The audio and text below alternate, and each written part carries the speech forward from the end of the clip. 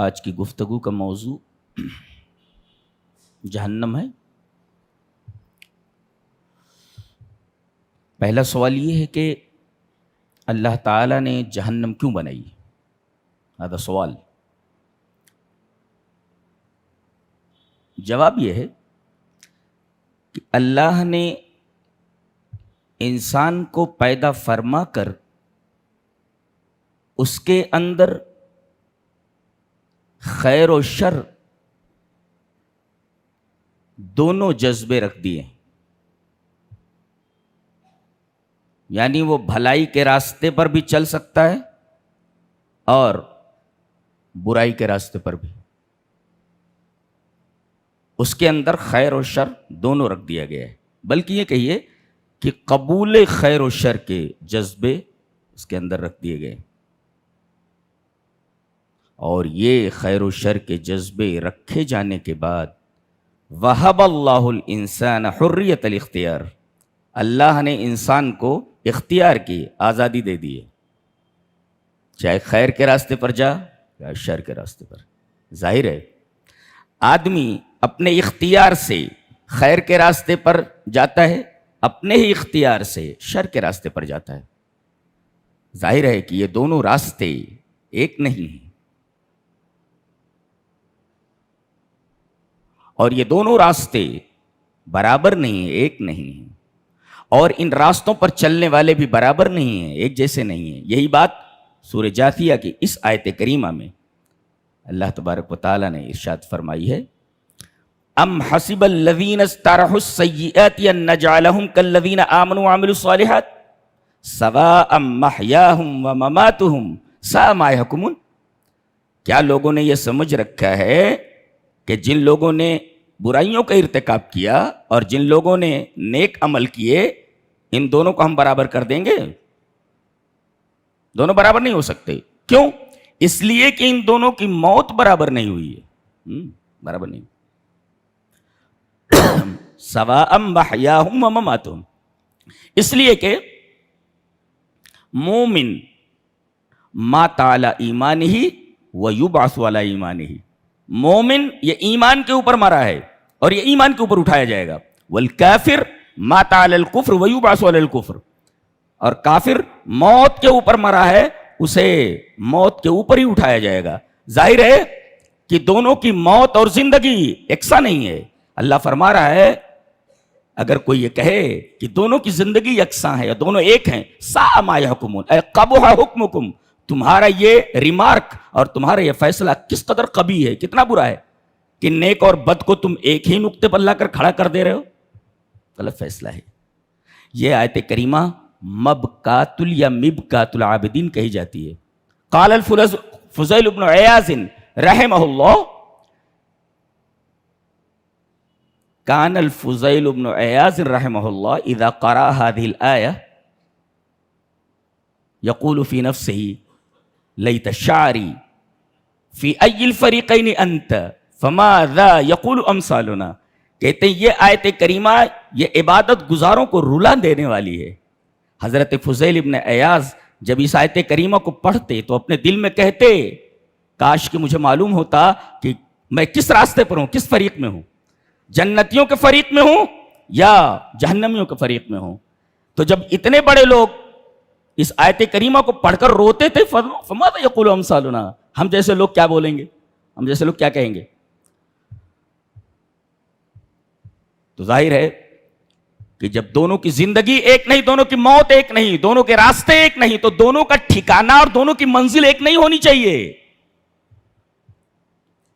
اگر دونوں کی منزل ایک ہو جائے تو یہ تو عقل، انصاف اور عدل کے خلاف ہے۔ لہذا اللہ تعالیٰ نے اچھے لوگوں کے لیے جنت بنائی ہے اور برے لوگوں کے لیے جہنم۔ ہمارا یہ مدعا ثابت ہوا کہ اللہ تبارک و تعالیٰ نے جہنم کیوں بنائی ہے۔ اب کوئی یہ کہے جہنم بنانے کی کیا ضرورت تھی؟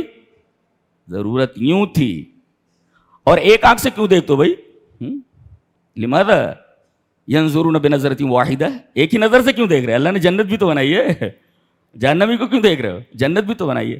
اچھے لوگوں کے لیے جنت ہے اور برے لوگوں کے لیے جہنم ہے۔ جہنم کا ہمیں علم الیقین ہے، اس لیے کہ کتاب و سنت سے ہمیں معلوم ہوا کہ جہنم ہے. قرآن بتاتا کہ جہنم ہے، سنت بتاتی ہے کہ جہنم ہے. تو کتاب و سنت کی اطلاع سے ہمیں معلوم ہوا کہ جہنم ہے، ہمیں اس کا علم الیقین ہے. اور کوئی چیز اگر عین الیقین کے دائرے میں آ جائے تو پھر آدمی کی حالت خراب ہو جائے گی. ابھی ہمیں جہنم کا علم الیقین ہے، عین الیقین ہو جائے تو کیا حال ہوگا ہمارے. چلیے ایک حدیث دیکھتے ہیں. حدیث اس طرح وعن ابی ذر رضی اللہ تعالی عنہ قال قال رسول اللہ صلی اللہ علیہ وسلم انی ارى ما لا ترون واسمع ما لا تسمعون ان السماء اتت وحق لها ان تئت ما فيها موضع 4 اصابع الا وملك واضع جبهته ساجدا لله تعالى واللہ لو تعلمون ما اعلم لضحکتم قلیلا ولبکیتم کثیرا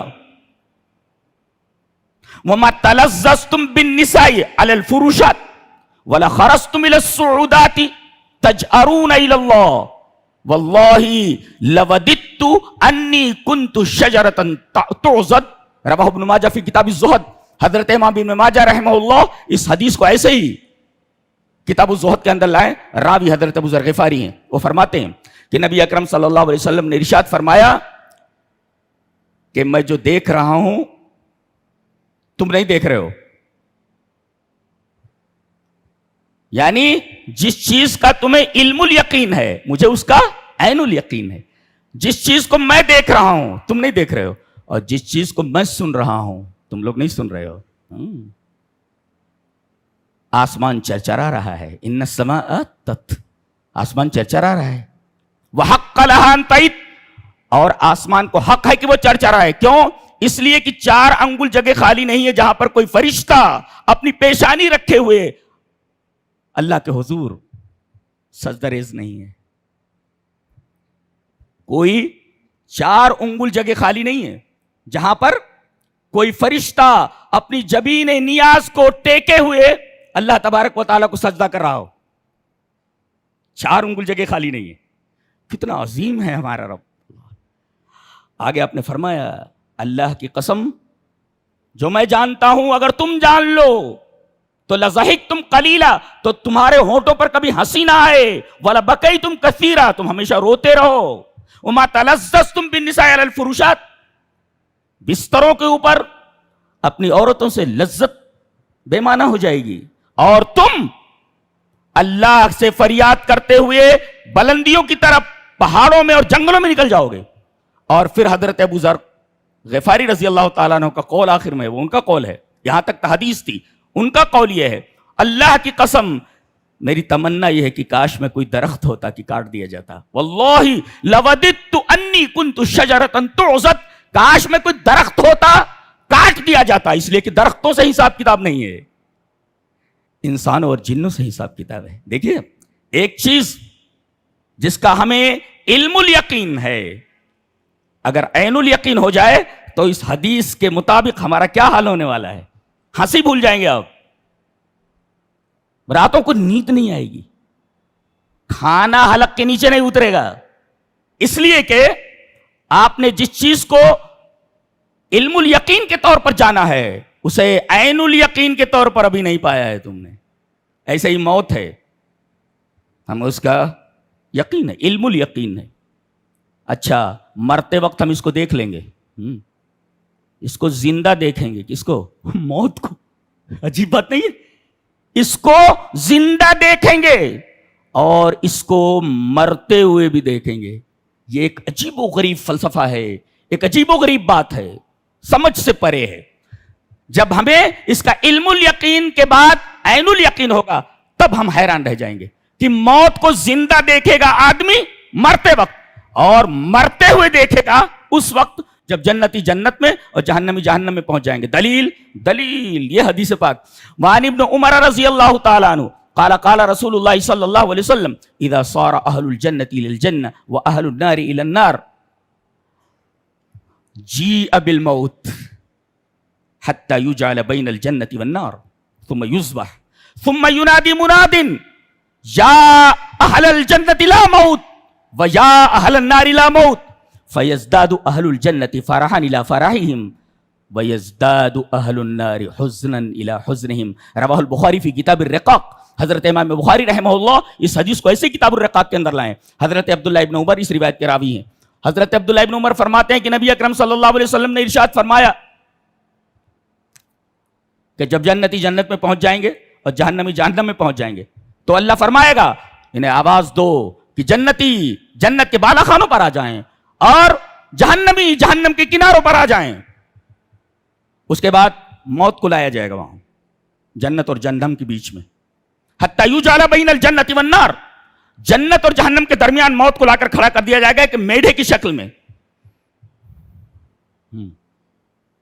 اور عجیب بات یہ ہے کہ یہ کبش جو ہوگا یہ املح ہوگا, املح چتکبرا, سفید اور کالا. کالے سے اشارہ جہنمیوں کی طرف اور سفید سے اشارہ جنتیوں کی طرف.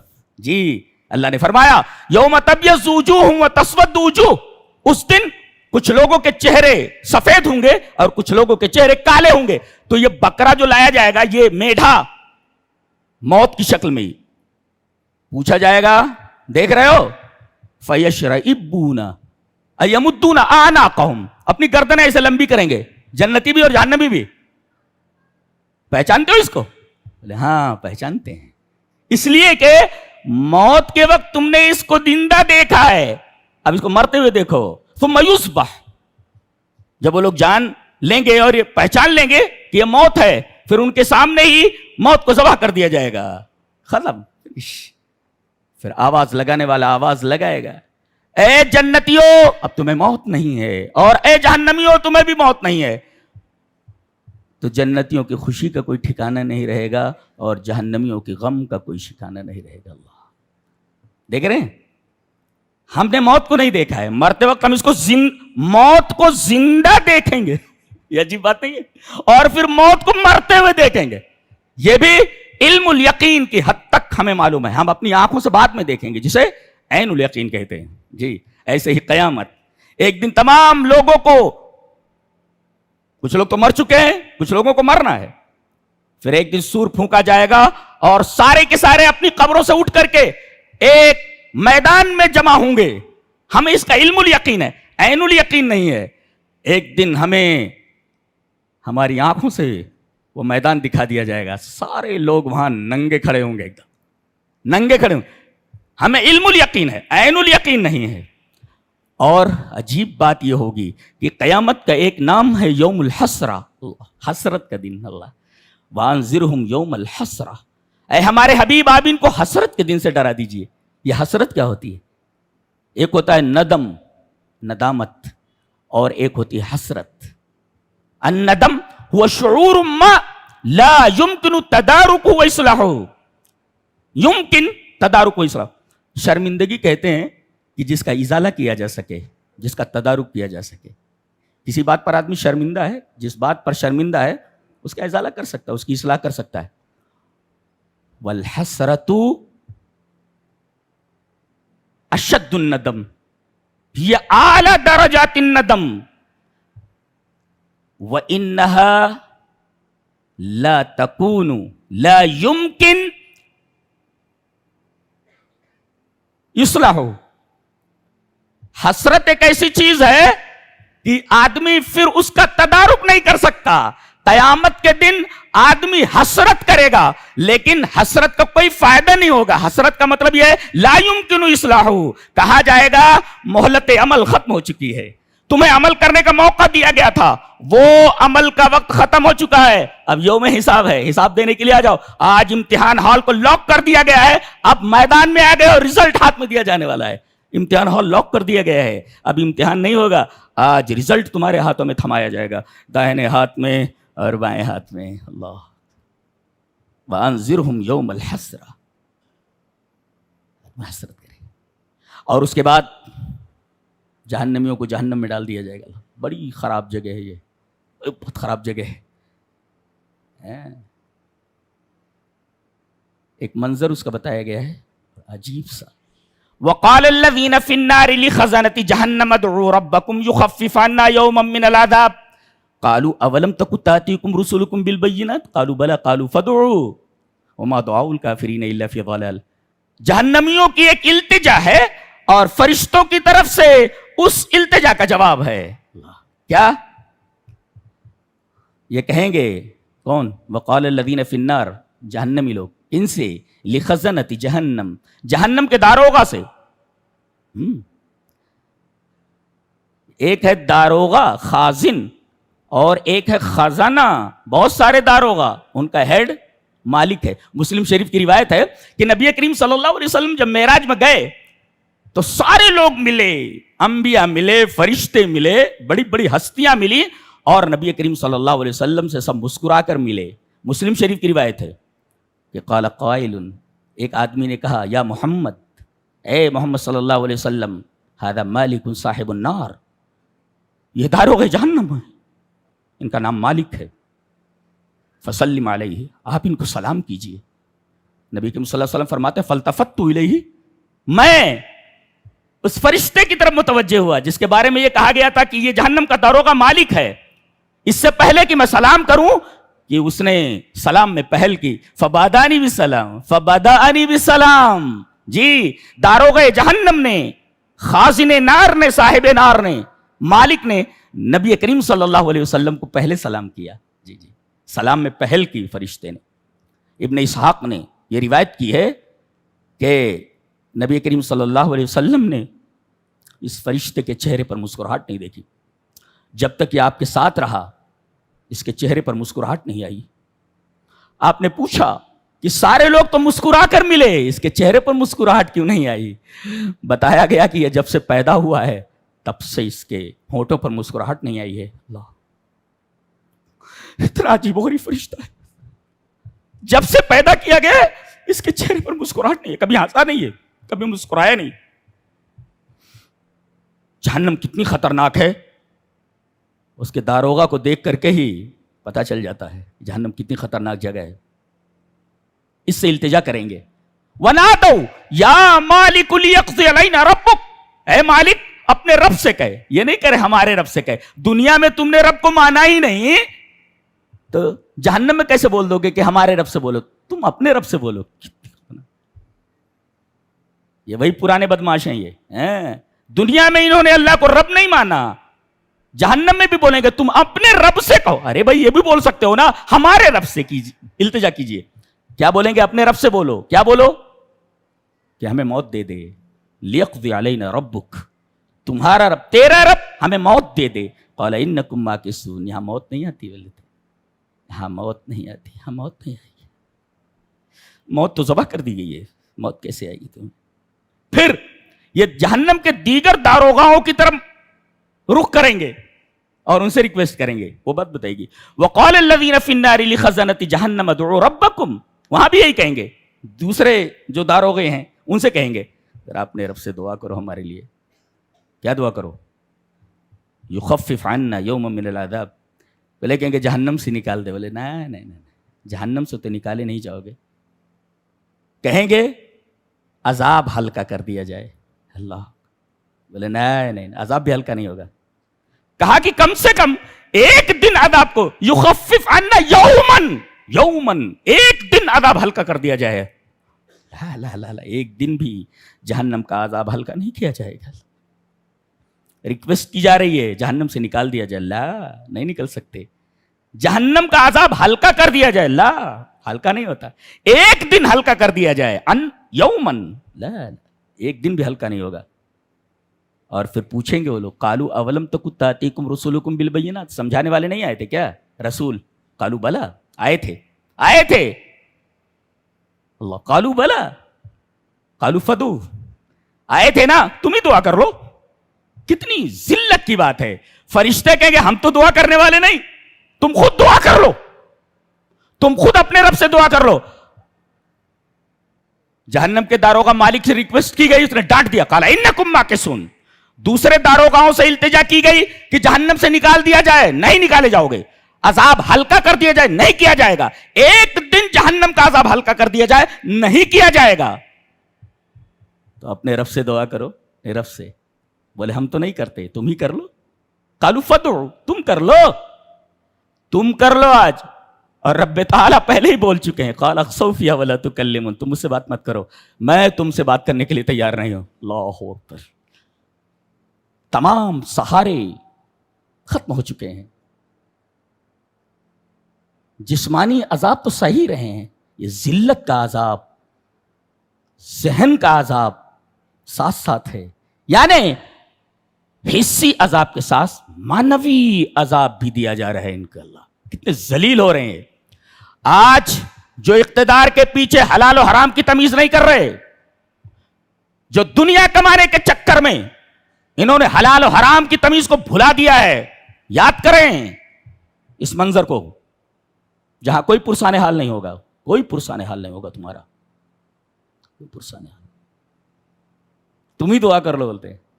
और ये कैसे दुआ करेंगे, इसलिए कि रब्बे ताला कह चुके हैं, क़ाल अख़्सऊ फ़ीहा वला तुकल्लिमुन, डोंट टॉक टू मी, मुझसे बात मत करो, मैं तुमसे बात करने के लिए तैयार नहीं हूं। अल्लाह, कोई बात करने के लिए तैयार नहीं, कोई पुरसाने हाल नहीं। ये कितनी दुख भरी कहानी है जहन्नमियों की, कितना अजीब व गरीब किस्सा है ये, कितनी अजीब व गरीब हकीकत है ये। अल्लाह, जहन्नम का अजाब कैसा है? इसका मरकजी अजाब आग है, सांप हैं, बिच्छू हैं, ठंडक का अजाब है, लेकिन इसका मरकजी अजाब आग है। जी जी, आदमी को मामूली प्रेस का चटका लग जाए तो कई दिनों तक जलन महसूस होती रहती है। आदमी को ऐसी आग में डाल दिया जाए जो दुनिया की आग से बदरजहा गर्म है, आदमी का क्या हाल होगा? उसका आदमी का क्या हाल होने वाला है? आग कैसी है जरा देखते हैं। इन्नल्लज़ीना कफ़रू बिआयातिना सौफ़ा नुस्लिहिम नारा कुल्लमा नज़िजत जुलूदुहुम बद्दलनाहुम जुलूदन ग़ैरहा लियज़ूक़ुल अज़ाब। अल्लाहु अकबर। जिन्होंने हमारी आयतों की तकज़ीब की, हमारी आयतों का इनकार किया, हम इन्हें जहन्नम में डालने वाले हैं। नुस्लिहिम नारा, इन्हें हम जहन्नम में दाखिल करने वाले हैं। अब कुल्लमा नज़िजत जुलूदुहुम, जब इनकी खाल पककर गिर जाएगी तो हम इस खाल के ऊपर दूसरी खाल चढ़ा देंगे। अल्लाहु अकबर। है तो किताब हिदायत, लेकिन अजीब व गरीब बात कही गई है। ये थाईलैंड के चियांग माई यूनिवर्सिटी के प्रोफेसर हैं, तेगाता तेजाशान, बहुत बड़ा प्रोफेसर है। इसने पेन रिसेप्टर्स, जो दर्द के आखिज़े हैं, कि दर्द को रिसीव कौन करता है, पेन को रिसीव कौन करता है। आमतौर पर यह समझा जाता है, पहले समझा जाता था कि दर्द को रिसीव करने वाली चीज दिमाग है। जी, दिमाग रिसीव करता है। यहां कहा गया दिमाग रिसीव नहीं करता, बल्कि जिल्द रिसीव करती है पेन को। इसलिए कि जिल्द की 3 लेयर्स हैं, 3 तहें हैं। अगर एक तह जल जाए तो सुई चुभाइए दर्द महसूस होगा, 2 तहें जल जाएं सुई चुभाइए दर्द महसूस होगा, मगर तीनों तहें जिल्द की अगर जल जाएं सुई चुभाइए तो दर्द महसूस नहीं होगा। इसका मतलब यह हुआ कि पेन के जो रिसेप्टर्स हैं वो ये जिल्द है। जिल्द, इन्नल जिल्द हुआ मौतिनुल एहसास, एहसास की जगह ये जिल्द है। और जिल्द जब पक जाएगी तो दर्द महसूस नहीं होगा ना। तो अब अल्लाह फरमाता है कि जैसे ही जिल्द पक जाएगी, तीनों जिल्द के लेयर्स खत्म हो जाएंगे, तो हम दोबारा उनको चमड़ा दूसरा उनके बदन के ऊपर डाल देंगे। नज़ज का मतलब होता पक जाना, पक करके खाल गिर जाए। है तो हिदायत की किताब, लेकिन देखिए इशारा स्किन ग्राफ्टिंग जैसे मेडिकल प्रोसीजर की तरफ इशारा कर दिया गया है कि जले हुए हिस्से के ऊपर नई खाल उगाई जा सकती है। स्किन ग्राफ्टिंग की तरफ इशारा है। यह है साइंस कुरान हकीम की, बता रहा है जहन्नम का हाल, लेकिन बिटवीन द लाइंस इशारा कर दिया उसने स्किन ग्राफ्टिंग की तरफ, जो एक मेडिकल प्रोसीजर है कि जली हुई खाल पर दोबारा खाल उगाई जा सकती है। खाल निकल जाए तो उसके ऊपर दोबारा खाल उगाई जा सकती है। It is skin grafting. जी, एक मेडिकल प्रोसीजर है। इन्नल्लज़ीना कफ़रू बिआयातिना सौफ़ा नुस्लिहिम नारा। तो ये दर्द के आखिज़ों पर तहकीक कर रहे थे। کافی عرصے سے ریسرچ کر رہے تھے. یہ پروفیسر تیگا تات جو Thailand Chiang Mai university کے یہ ڈپارٹمنٹ آف ایناٹومی کے پروفیسر تھے یہ. تو ان کے سامنے جب یہ آیت آئی, اللہ اکبر, کہتے برسوں کی تحقیق کا نتیجہ یہاں ہے کہ درد کو دماغ ریسیو نہیں کرتا, درد کو جلد ریسیو کرتی ہے, جسے قرآن میں بیان کیا گیا ہے.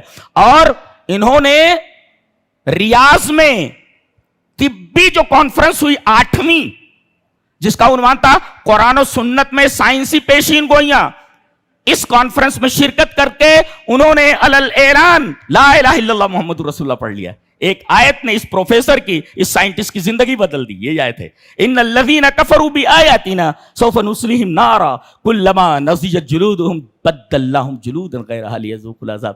اللہ اکبر, کتنا خوفناک عذاب ہے. دیکھیے مشہور مفسر کتاب و تفسیر القرآن کے اندر ابن ابی زمانین نے لکھا ہے, وان قتادہ ان ابا موسیٰ الاشعری رضی اللہ تعالی عنہ قال انه يسلط على اهل النار البكاء فلو ترسل السفن في اعينهم لجرت. حضرت قتادہ فرماتے ہیں کہ حضرت ابو موسیٰ اشعری رضی اللہ تعالیٰ عنہ نے فرمایا کہ ان کے اوپر رونا مسلط کیا جائے گا, جہنمیوں کے اوپر خوب روئیں گے, اتنا روئیں گے کہ اگر ان کی آنکھوں میں کشتیاں چلا دی جائیں تو کشتیاں چلنے لگے ہیں. اللہ, اس سے پہلے کہ ہم اس مرحلے سے دوچار ہوں اپنی حالات درست کر لیں. اچھا ہے, ہمیں ابھی علم الیقین ہے, عین الیقین سے پہلے ہمیں چاہیے کہ ہم اپنے حالات درست کر لیں, اور ہمارا رب اب بھی بات کرنے کے لیے تیار ہے. قال ابن القیم اللہ یسترنا ثم ینادینا ثم یغفر لنا ثم یحبنا ثم يبدل ذنوبنا الى حسنات. اللہ اکبر, اللہ ہمارے گناہوں کو ڈھک دیتا ہے, ہمارے گناہوں کو ڈھک دیتا ہے, پھر آواز دیتا ہے آؤ معافی مانگ لو میں تمہیں بخش دیتا ہوں. ثم ینادینا, ہمارے گناہوں کو چھپاتا ہے, ڈھک دیتا ہے, پھر آواز لگاتا ہے آؤ مجھ سے معافی مانگو, توبہ کرو, میں تمہیں بخش دیتا ہوں. بخشنے کے بعد ثم یحبنا, محبت کرتا ہے ہم سے اللہ. ثم یبدل ذنوبنا الی حسنات, پھر ہمارے گناہوں کو نیکیوں سے بدل دیتا ہے. کتنا کریم ہے وہ. اللہ اکبر, ایسا رب کریم پا کر اگر ہم اس کی کریمی سے دنیا میں فائدہ نہ اٹھائیں اور اپنے آپ کو جنت کا مستحق نہ بنا لیں, جنت والا نہ بنا لیں, اور جہنم سے اپنے آپ کو نہ چھڑا لیں, تو ہم سے زیادہ بدنصیب اور بدبخت قوم دنیا میں کون ہو سکتی ہے؟ اتنا رب کریم پا کر کے, ایسا رب پا کر کے جو اتنا کریم ہے, جو ہمارے گناہوں کو ڈھانکتا ہے, پھر آواز لگاتا ہے گناہ ہو گئے نا, معافی مانگ لے میں تجھے بخش دیتا ہوں. اور جب بندہ معافی مانگ لیتا ہے تو اللہ اس سے محبت کرنے لگتا ہے اور پھر اس کے گناہوں کو نیکیوں سے بدل دیتا ہے. ایسا رب کریم پا کر اگر اس کا بندہ اس کی قریبی سے فائدہ اٹھا کر اپنے آپ کو جنتی نہ بنا لے اور جہنم سے اپنے آپ کو نہ بچا لے, کیا کہا جا سکتا ہے کہ ایسا بدبخت روئے زمین پر کوئی ہو ہی نہیں سکتا. اللہ ہمیں نیک عمل اور اچھی سمجھ کی توفیق عطا فرمائے. وآخر دعوانا الحمد للہ رب العالمین.